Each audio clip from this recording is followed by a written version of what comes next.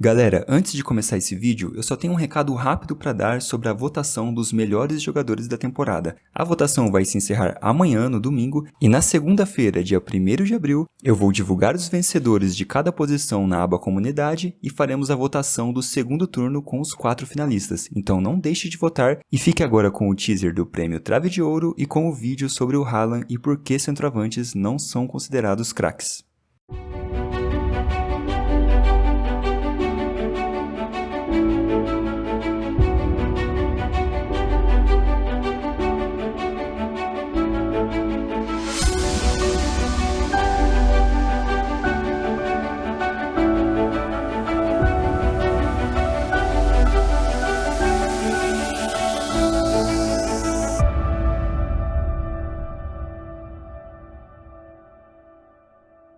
O jogo bonito acabou. Droga, tínhamos grandes jogadores que podiam fazer de tudo em campo e agora querem dar prêmios como a bola de ouro a um cara que tem 20 toques por jogo. Haaland não é craque, ele é um jogador terminal, que pouco participa das jogadas. Não tem como ele ser considerado o melhor do mundo. O fato de as pessoas genuinamente acreditarem que Erling Haaland não deveria ganhar a bola de ouro em 2023 ou alimentarem esse discurso, apesar do norueguês ter conquistado a tríplice coroa e marcado mais de 50 gols em uma temporada pelo Manchester City, quebrando vários recordes na Premier League, é a maior prova do quanto a ideia do que é futebol está corrompida e tende sempre para uma mesma conclusão final que está longe de ser justa. Nesse vídeo, nós vamos mergulhar nessa ideia de que Haaland não é craque ou que ele não está em termos de qualidade técnica tão acima na lista de melhores do mundo. Então já muta seu mundo real e vem comigo para mais uma análise de trave a trave. Se você acha que gols são menos importantes que qualquer outra coisa no futebol, então terá uma vida difícil acompanhando o jogo, porque não é de agora que marcar gol é simplesmente o objetivo do jogo. Isso é desde sempre e se torna cada vez mais crucial, mas esse processo de diminuir o peso de um gol, seja por ser um gol de pênalti ou os casos em que apenas o jogador empurra pro gol após uma assistência dentro da área, é algo que se intensificou recentemente e de repente parece que os jogadores que fazem isso são piores que os chamados craques. Essa é mais uma ideia que não dá pra saber como começou, com quem começou, mas parece ter se espalhado pelo mundo todo.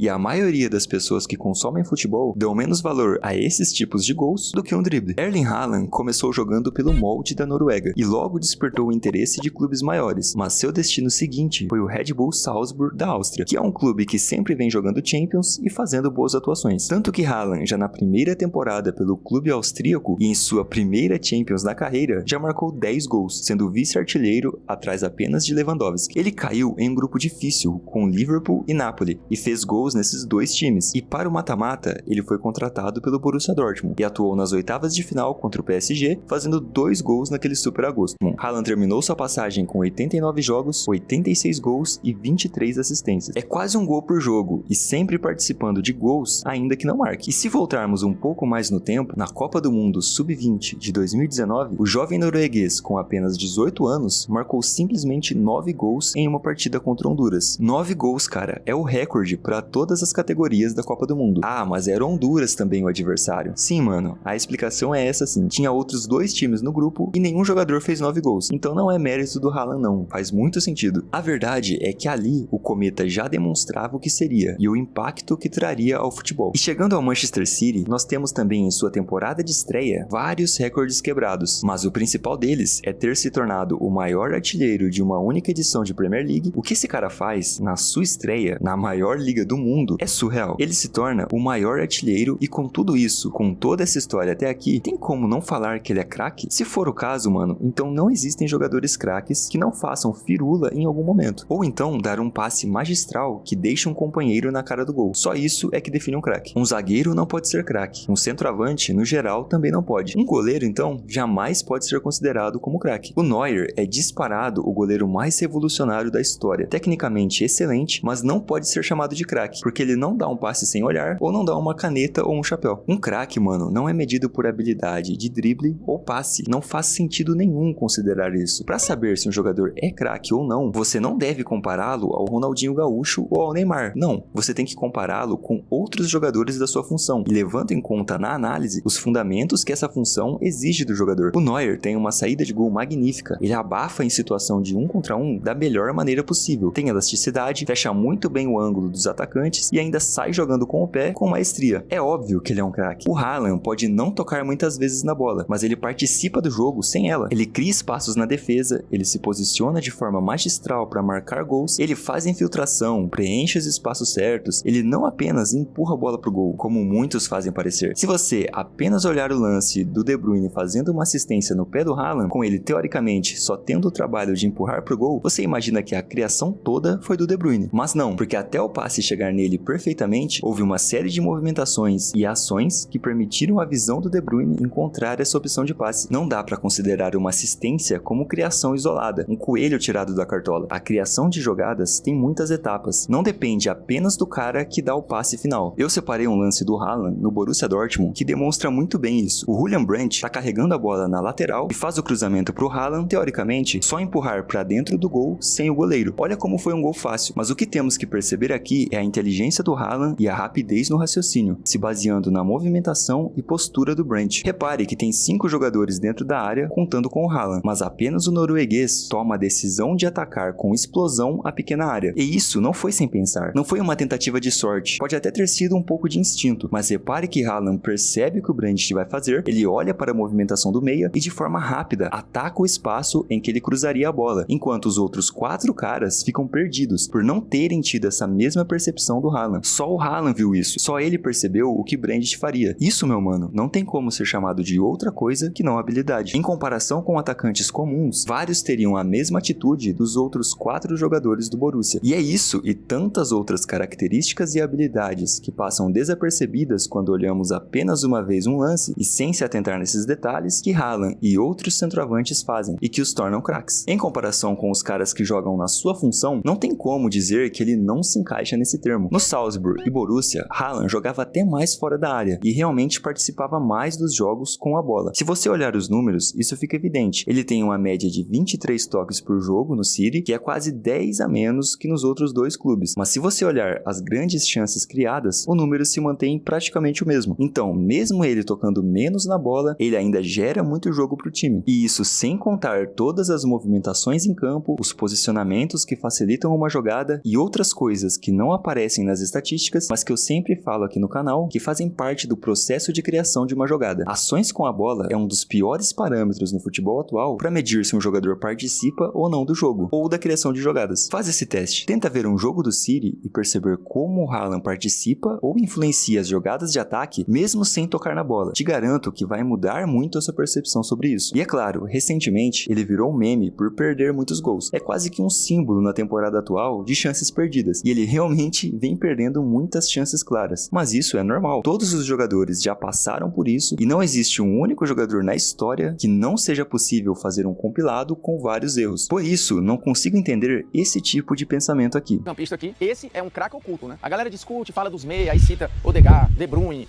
e Modric, Kroos. Eu não tô falando que ele é o mesmo nível dos caras, mas ele é muito especial e hoje entre os italianos é o melhor deles. Barella. E talvez você fale, Barella quem é? Pra você ver, né, como o cara é subestimado. É um craque esquecido. De novo, porque talvez hoje o futebol italiano esteja, sei lá, 2 prateleiras abaixo ali, de interesse e tal, mas se o Barella joga, sei lá, na Inter de 2010, talvez ele fosse melhor falado do que é hoje, porque joga muita coisa. Craque, absoluto. A galera toda acha craque, é unanimidade, e você, pô, esse cara aqui é mais ou menos. Tem alguém? Haaland. Haaland, você acha mais ou menos? Não, não é que eu acho mais ou menos, eu não acho ele craque. O Barella é craque, ou melhor, craque absoluto, e o Haaland não é. Nesse caso, eu fico me questionando, quem é melhor como jogador, Barella ou Haaland? Se você respondeu o norueguês, como pode o jogador que é pior que ele ser craque? O Barella não é e nunca foi o melhor jogador da posição. E não só isso, ele provavelmente, na maior parte da carreira, não esteve nem entre os 10 melhores meio-campistas do mundo. Não só meio-campistas, se você afunilar para segundo volante ou meio ofensivo, ele também nunca esteve no top 5. Se esteve, foi por pouco tempo. Até se quiser colocar como função em campo, ele nunca foi o melhor box-to-box da temporada. Em nenhum critério de análise, o Barella foi o melhor ou esteve entre os melhores em nenhum momento da sua carreira. O Haaland, sem discussão alguma, já foi em 22-23 o melhor centroavante do mundo. E já faz anos que está pelo menos no top 3. Então, qual é o sentido em falar que Barella é craque e Haaland não? Cara, não existe nenhum argumento que sustente isso. Nenhum. A não ser que você considere craque o cara que domina melhor a bola ou dribla. Nesse caso, é só uma forma injusta de discutir sobre isso, sem levar em consideração as posições e funções de cada um em campo. E é um critério bem pobre de definição sobre o que é ser craque. Então a discussão de hoje é essa, meus manos. Craque é algo subjetivo, é verdade, mas na minha visão, tratar um jogador como craque craque, resumindo o termo apenas a habilidade de drible, domínio ou passe, é injusto e não representa a variedade do esporte. E só para fechar com mais um exemplo, você provavelmente considera Ozil um craque e Haaland não. Ao fim da carreira, você vai tratar Haaland como o maior, mas se continuar com essa visão, não o tratará como craque. E faz sentido isso? Pensa só, o Ozil provavelmente não entra numa lista de, 50 melhores meio-campistas da história, mas é tratado como craque. O Haaland, tendo só 23 anos, em uma lista com 30 melhores centroavantes da história, ele já tem que estar presente por todos os recordes quebrados, sendo tão jovem, mas por algum motivo não é tratado como craque pela maioria da mídia esportiva ou dos torcedores, que basicamente não consideram craque um cara que é especialista em gerar o objetivo do jogo, que é o gol. Por esse vídeo é isso. Se você quer ver um pouco mais sobre essa discussão, eu recomendo que você assista a minissérie que está sendo produzida aqui no canal sobre o tema O que é futebol arte. Serão 3 episódios comentando sobre isso e já tem 2 disponíveis. Então, se você tiver interesse, clica no card e assiste porque vale muito a pena. Não esquece de se inscrever no canal, deixar o like e comentar o que você acha sobre o Haaland. Qual a sua visão sobre essa discussão que eu trouxe aqui hoje? Se você mudou de ideia sobre ele ou se continua não considerando como um craque, mas no mais é isso. Nos vemos na próxima análise de Trave a Trave.